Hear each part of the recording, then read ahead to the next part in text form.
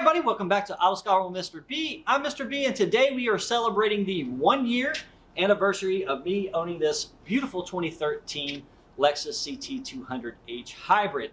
And so for the past year, driving this vehicle, maintaining this vehicle, pretty much doing anything money-wise into the vehicle, I have tracked every single expense I have, and I put it in this little auto log here that I got off of Amazon. And these things are great just to keep in the glove box. I'll put the link down below in the video description if you want to try this yourself.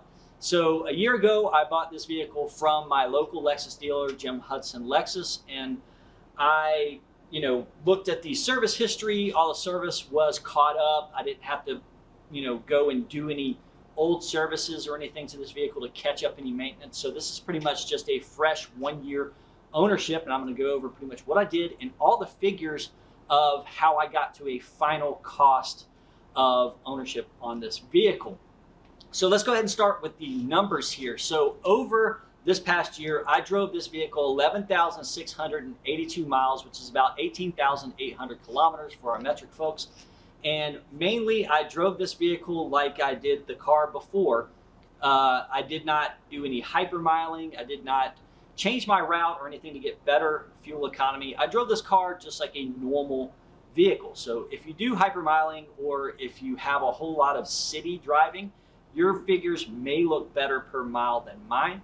Also, if you do a lot of highway driving or you're heavy on your foot, of course, it is also going to affect the price per mile by making that go up. So over that time, every time I stopped for gas, I got my little book out and I wrote down the mileage, how many gallons of gas, and the final cost of the gas. So this is kind of a rolling average since fuel prices over this past year have gone up and down due to world events and supply and demand. So the final tally of amount of fuel I spent over this past year with 11,682 miles will be 292.7 gallons or 1,108 liters. So that, I put 87 octane fuel in this. It doesn't get anything special. I don't add any additives to it at all. And that comes up to a total of $992.93 over a period of 39 fill-ups. So I stopped and filled up the car 39 times.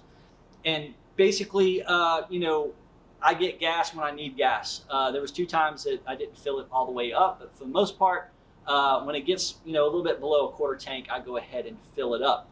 So that gives my total miles per gallon to 39.91 miles per gallon as a total 1-year rolling miles per gallon, which if you're metric, 16.97 kilometers a liter.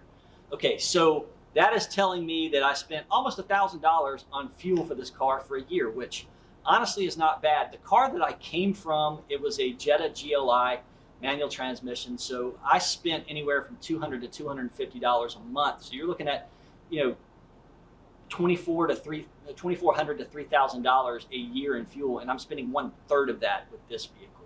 So definitely a payoff there. Also maintenance. Okay, so looking at maintenance on this vehicle, again, all the maintenance was pretty much caught up. Really, the only thing I did outside of regular oil changes, which I did 3 oil changes, is I put spark plugs in it. So I replaced the spark plugs in it. I also cleaned the hybrid cooling fan, which didn't cost me anything outside of just some time. And again, all these prices are pretty much from me doing the work myself. So if you do have to pay labor, you're going to look at a little bit more than what I spent on this car. So with the 3 oil changes, I did, I replaced some headlight bulbs. I upgraded to LED. I replaced the fog lights. Upgraded to LED, and I have videos for this, everything that I've done to this car on my YouTube channel. So you can just search for the Lexus CT200h, and it should show you everything that I've done to this car in the past year. So with 3 oil changes, spark plugs, I put a set of windshield wipers on it, and of course I paid for some ceramic wax to wax it, which I need to do it again. I'm going to detail this vehicle on Friday, so it kind of looks dirty now. But I paid $370 altogether for the maintenance. So that brings me up to about almost $1,400 for fuel, maintenance, and everything for a year. Now, of course, this doesn't count your insurance. Your insurance is going to fluctuate your driving record and who you are. And of course, this doesn't count any finance costs or paying for the vehicle outside of that. So if you've got your car financed, or if your insurance is very high, this may also affect you as well. So I've really enjoyed the vehicle. This vehicle is not really my style. I've always drove European vehicles or sportier vehicles, and that's probably the one thing that I really dislike about this vehicle is it's slow. It's a slow car, doesn't have much power, and I drive 2 different interstates coming to work every day, and sometimes that is a challenge getting up to speed and merging into traffic. But other than that, really, outside of that and the space, you don't have a whole lot of space on this car, so going grocery shopping and just running around and getting things from the hardware store and things like that can be a little bit of a challenge, are really the downsides that I find with this vehicle.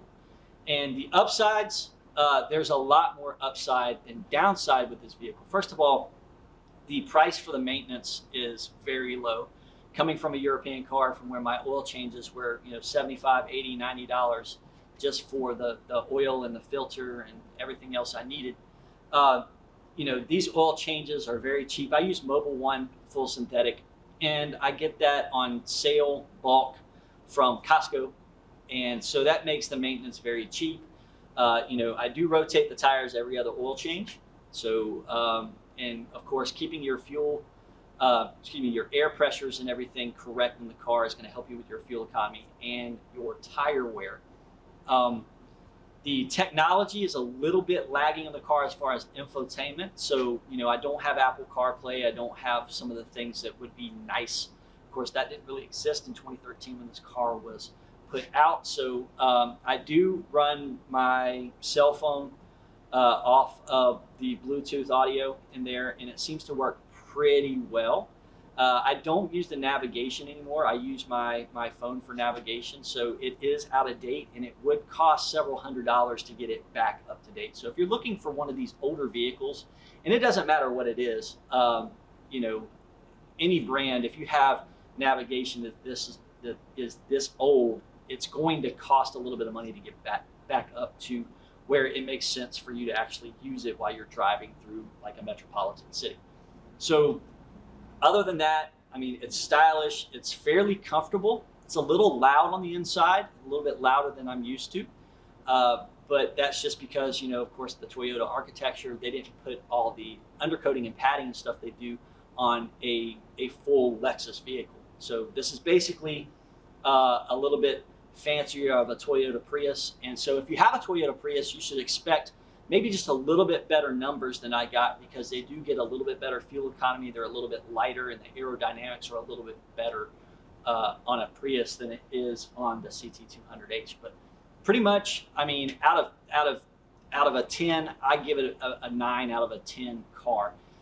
It does feel sporty when you're driving on curves and things like that. It is stylish. It's not an ugly vehicle by any stretch of the imagination. And the cost of ownership is probably a third of what I was paying on my previous vehicle. So I just wanted to put that out there.